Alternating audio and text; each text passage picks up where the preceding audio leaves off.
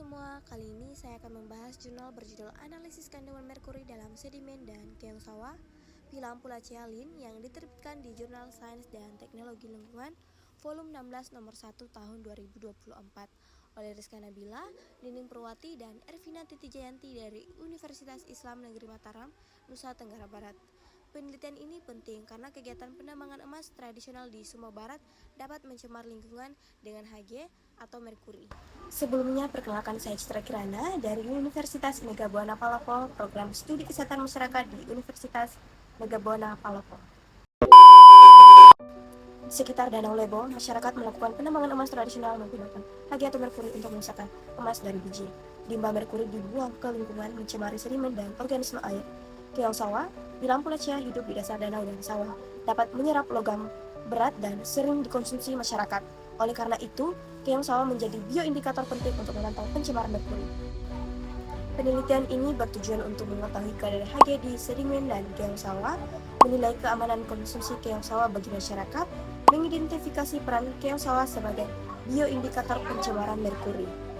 Metode penelitian menggunakan kuantitatif deskriptif, sampel diambil menggunakan purposive sampling di 4 stasiun, 2 dekat penambangan emas dan 2 di persawahan. Sedimen dan keong dianalisis menggunakan Atomic Absorption Spectrophotometer atau AAS. Parameter air seperti suhu, pH, dan TDS atau total padatan terlarut juga diukur. Data dibandingkan dengan standar IADC atau CEDA dan ambang batas konsumsi keong sawah menurut BPOM sebesar 0,5 ppm atau part per million. Variabel penelitian meliputi kadar Hg di sedimen dan keong sawah serta parameter fisika kimia air. Kadar merkuri diukur dalam ppm, sedangkan parameter air meliputi suhu, pH, dan TDS. Data dianalisis secara deskriptif dan dibandingkan dengan standar IADC atau CEDA untuk sedimen dan BPOM untuk keong sawah. Hasil penelitian menunjukkan di sedimen stasiun Meraran dekat penambangan 0,70 ppm termasuk tercemar ringan, lalu di persawahan Meraran 0,31 ppm masih dapat ditolerir, lalu stasiun Seloto 0,22 ppm normal. Dan begitupun juga di keong sawah kurang dari 0,001 ppm aman dikonsumsi masyarakat. Dan parameter air seperti suhu, pH, dan TDS atau total padatan terlarut masih sesuai baku mutu kelas 3. Faktor rendahnya merkuri pada keong antara lain curah hujan tinggi, banjir, penampungan limbah, dan vegetasi air yang membantu fitoremediasi. Kelebihan penelitian ini yang pertama top relevan dengan isu lingkungan dan kesehatan masyarakat. Kedua, metode valid menggunakan Atomic Absorption Spectrophotometer atau AAS.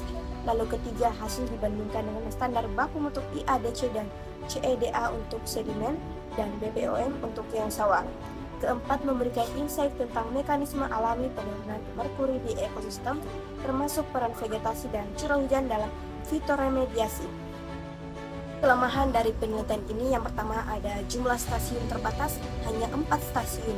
Lalu kedua, penelitian hanya dilakukan pada satu musim yaitu musim hujan. Lalu ketiga, tidak menganalisis organisme lain dalam rantai makanan. Dan terakhir, analisis statistik terbatas hanya deskriptif. Jadi, sedimen di beberapa lokasi mulai tercemar dengan merkuri, tetapi keong sawah aman dikonsumsi. Penelitian ini penting sebagai dasar pemantauan lingkungan dan keamanan pangan, serta menegaskan peran keong sawah sebagai bioindikator logam berat. Terima kasih telah menonton, semoga video ini bermanfaat. Maaf jika ada salah kata. Wassalamualaikum warahmatullahi wabarakatuh.